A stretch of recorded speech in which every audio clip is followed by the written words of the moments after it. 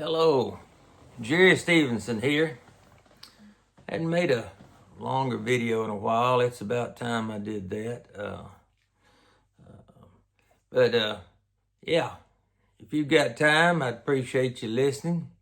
If you're busy, hey, that's all right. Just crank it up, leave it playing.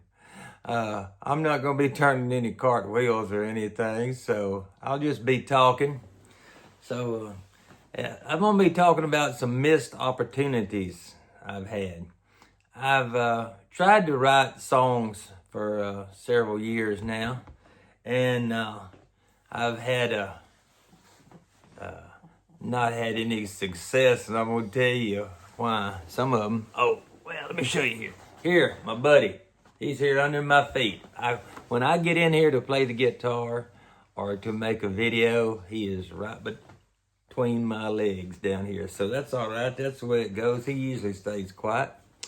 I'm going to tell you about some missed opportunities I had. I used to be a contractor for FEMA. We'd clean out after disasters and things. And so I was working one time up in Kentucky on an ice storm, cleaning up on that. And when the weather would be just too terrible for us to work, which was a few times, I would run down there to Nashville, about 2.5 hours away. Shoot, I didn't care. I'd just hop in the pickup and take off. And I'd get down there and listen to the guys playing on Broadway. And even in the daytime, I mean, some of them, it starts at 11 o'clock in the morning. People playing, for the tourists and things come. And I'd go down there and listen to them. And if you ever do that, you will go to Nashville and you will go in a place and listen to a guy singing, and you go, oh, he's gonna be famous one day, and I'm gonna say, oh, I knew him when he was, and then you're gonna walk in the next bar and you're gonna go, oh, this guy's gonna be famous. He's gonna make it. He's gonna be big. But there's so many hundreds or thousands trying to make it in Nashville that you don't need to miss an opportunity if you have a chance.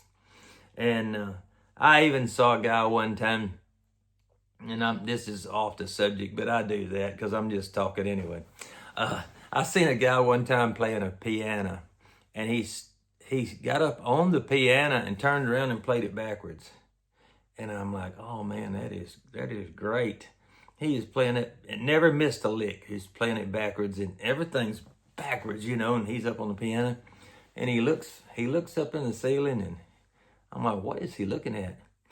I turned my head just for a minute, and I turned back around, and that guy had stood up on his hands and hung his toes of his boots over the fire extinguisher pipe and was hanging. I am not joking. He was hanging from that pipe like a bat upside down and playing the piano and never missed a lick. And I'm like, oh my goodness, he's going to be famous. I can't even find a video of him doing that on YouTube. I can't even find it. And if you do know, the guys, it was something about the Tricky Trio. Yeah. So anyway, maybe somebody will know about that, and you can comment where I could see a video of them on that. But anyway, back to the subject that I'm talking about today. So I go down there and I started the corner bar, Legends, right there on the corner. And I go in, and there's a guy playing. Craig Campbell is his name. Craig Campbell is playing. I don't know. He might have had one of his hits out called Fish by then, but I don't even know. It might have been before that. I'm terrible at dates and things on that. So he was playing, and he would start about 11 o'clock because that's when the bus loads of Canadians would be showing up, and people would start playing. And he had a friend of his that was always over there visiting, and I'm going to tell you who he is in a minute. So we would sit over at the bar, and listened to Craig play, and me and a friend was talking, and he was a nice guy. I'll say this right now before I ever tell who he is.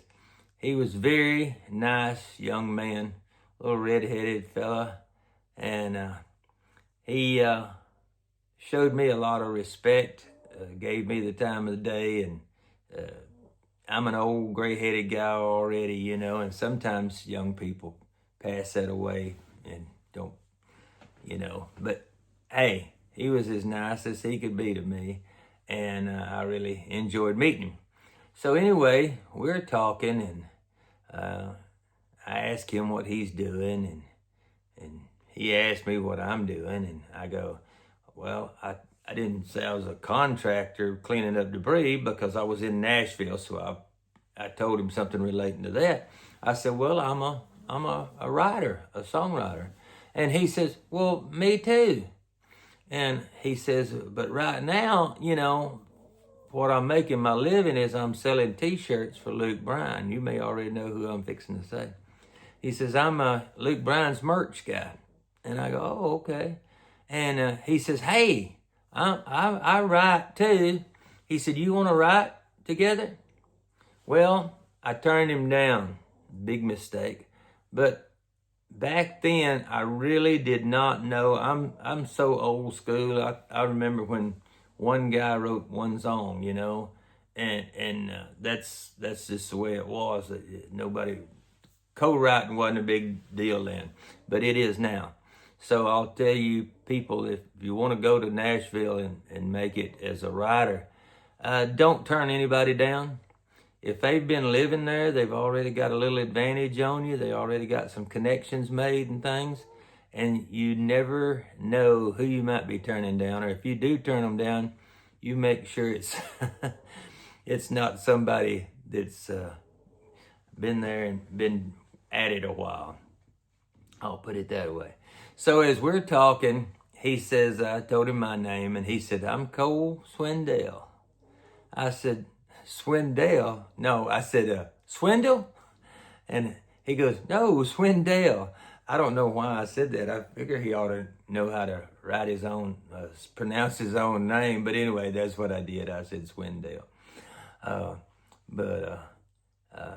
Swindle. I said Swindle. His name is Swindell. So you know Cole. You've heard him. One of his latest, greatest ones, I like it, is You Had Me at Heads, Carolina, Tails, California. That's really good. He has had a bunch of hits. And it started not long after he asked me to write with him, and I turned him down.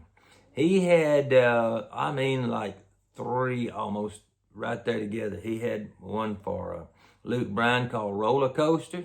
He had one for Thomas Rhett, which Thomas is a good writer, and his daddy is too. I think he might have co-wrote that with Thomas's daddy, Rhett Akins. He wrote Get Me Some of That for them, for Thomas Rhett. And had Florida Georgia Line, This Is How We Roll. Those were all hits. He had like 3 good hits all at once. And so he really got started. And I was able to see him perform one night down on the stage.